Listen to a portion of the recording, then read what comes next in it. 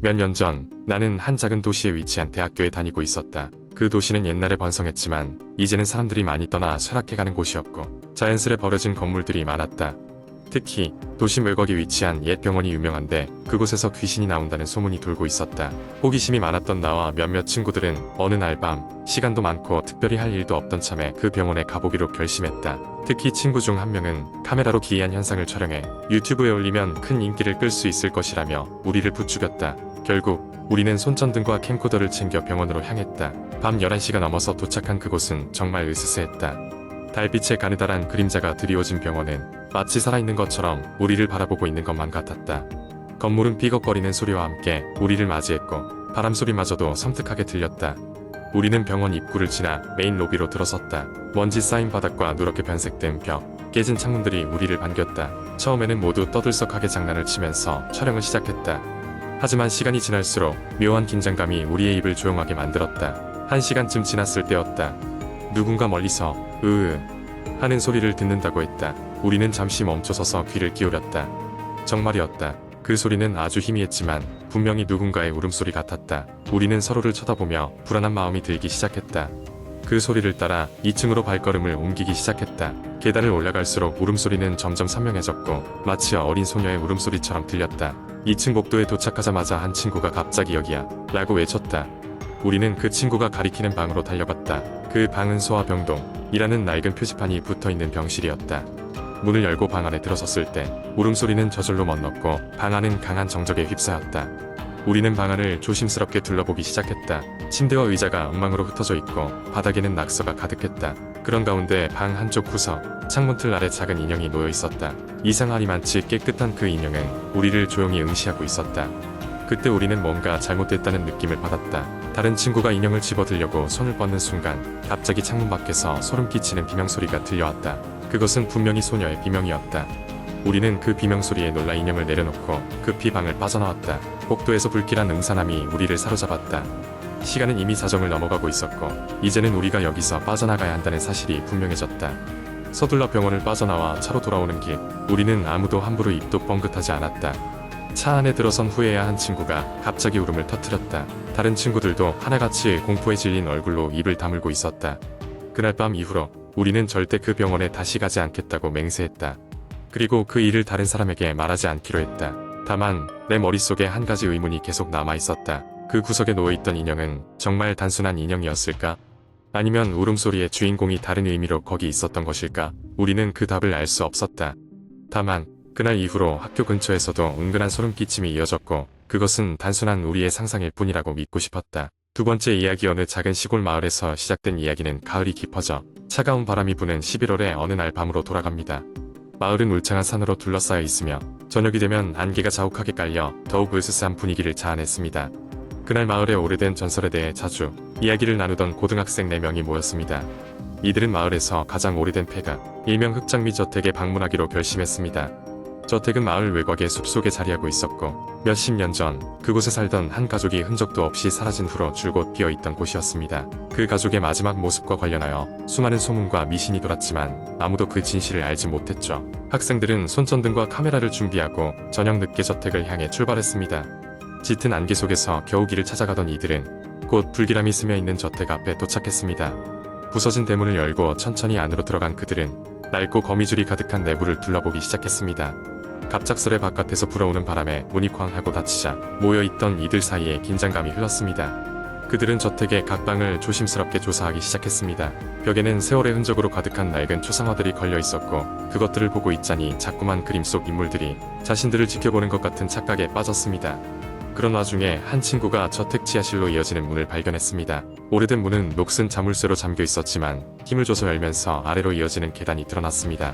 지하실에 발을 들이자 썩은 나무와 습한 곰팡이 냄새가 코를 찔렀습니다. 그들의 발소리가 에코처럼 울리는 가운데 한 친구가 무언가를 발견했습니다. 먼지에 덮인 바닥에는 손으로 급히 그린 것처럼 보이는 수상한 기호와 함께 숫자와 문자들이 쓰여 있었습니다. 그것은 마치 무언가를 암호화한 것처럼 보였습니다. 그때부터 이상한 일이 벌어지기 시작했습니다. 갑자기 더 이상 카메라가 작동하지 않았고 손전등도 깜빡거리며 꺼질 듯 말 듯 했습니다. 그들은 서둘러 지하실을 탈출하려 했지만 출입문은 이미 굳게 닫혀버린 뒤였습니다. 그저 탁탁거리기만 할 뿐 어떤 힘으로도 열리지 않았습니다.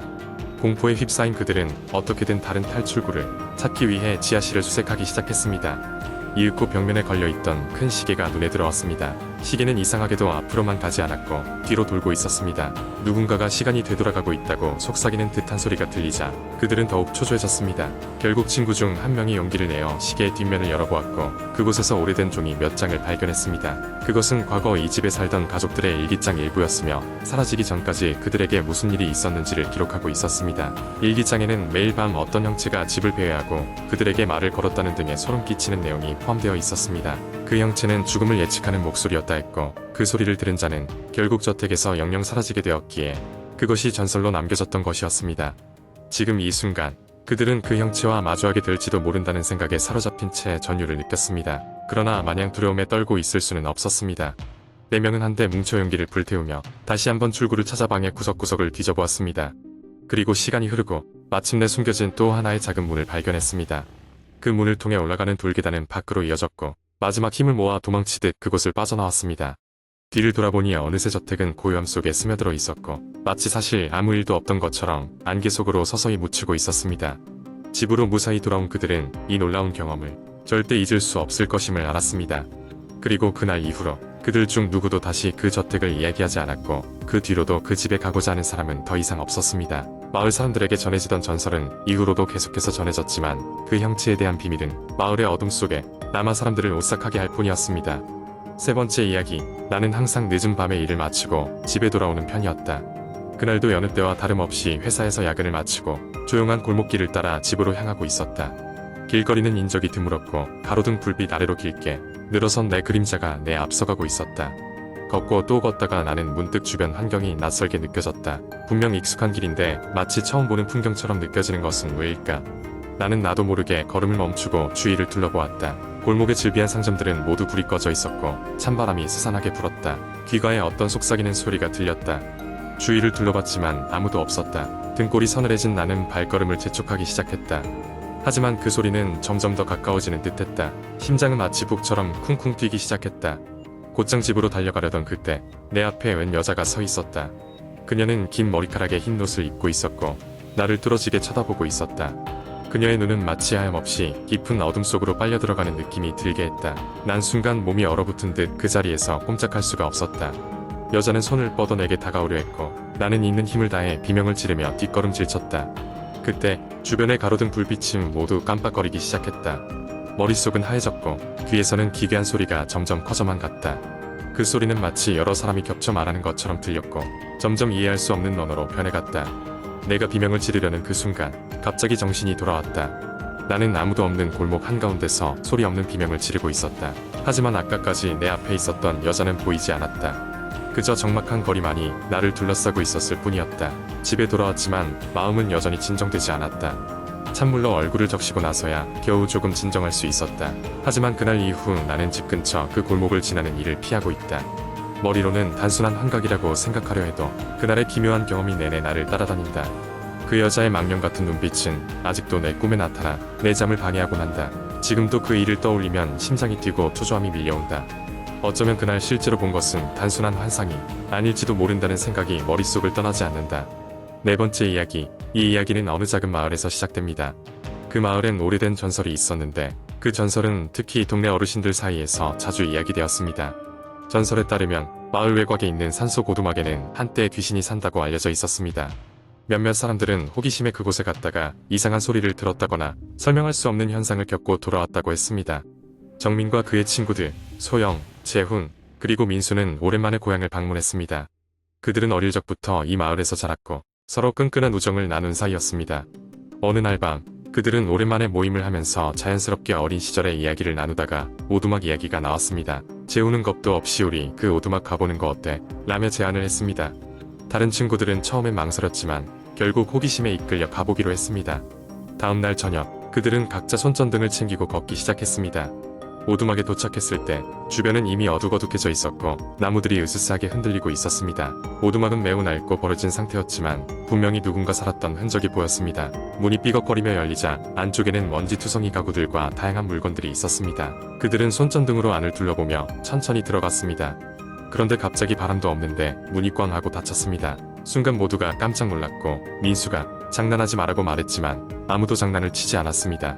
정민은 갑자기 이상한 냄새가 난다며 주위를 둘러봤고 소영은 오래된 서랍장에서 이상한 사진을 발견했습니다. 사진 속에는 낯선 가족이 찍혀 있었고 그들 중 한 아이는 정민과 놀랍도록 닮아 있었습니다. 슬슬 무서워진 그들은 돌아가려고 했지만 문은 열리지 않았습니다. 그때 어디선가 흐느적거리는 소리가 들렸고 한 모서리에서 희미한 빛이 보였어요. 빛이 나는 쪽으로 다가가자 누군가의 그림자가 벽에 비춰졌습니다. 그림자는 그들을 가만히 지켜보고 있는 듯했습니다. 공포에 질린 재훈이 소리쳤고 그들의 비명을 듣고 어딘가에서 이상한 기운이 느껴졌습니다. 갑자기 모든 것이 조용해졌고 문은 다시 열렸습니다. 그들은 서둘러 오두막을 빠져나왔습니다. 밖으로 나오니 모든 것이 정상으로 돌아온 듯했습니다. 하지만 그날 이후 정민은 가끔씩 그 오두막의 사진 속 아이의 모습이 꿈에 나타나곤 했습니다. 마치 자신을 원망하는 것처럼. 이 이야기는 여기서 끝이 아닙니다. 다음날 정민은 마을 도서관에서 그 사진 속 가족에 대한 기록을 찾아보기로 했습니다. 조사를 통해 알게 된 사실은 그 가족은 오래전 이 마을에 살았고 아이가 실종된 이후 귀신이 나타났다는 소문이 돌기 시작한 것이었습니다.